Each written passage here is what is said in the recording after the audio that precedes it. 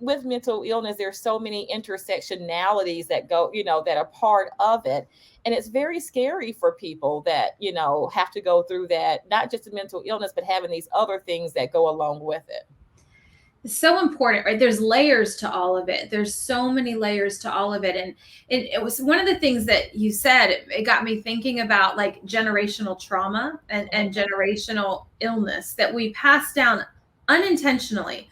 And one of the things I have been thinking about recently is, my grandparents and great grandparents for sure, they lived through the Great Depression and how that actually impacted my parents and me. And you don't think about it. I wasn't alive during that time frame. I was born way, many, many, many years, decades after that. But how has that continued to trickle down? The whole like eat all the food on your plate mentality. Yes.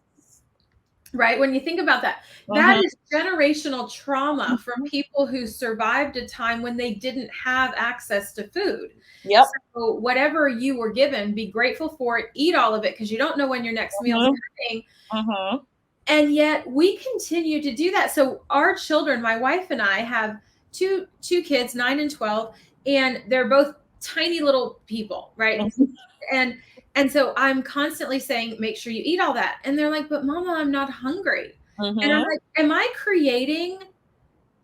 I am creating a situation for these kids where they're feeling pressured to eat when they're not hungry.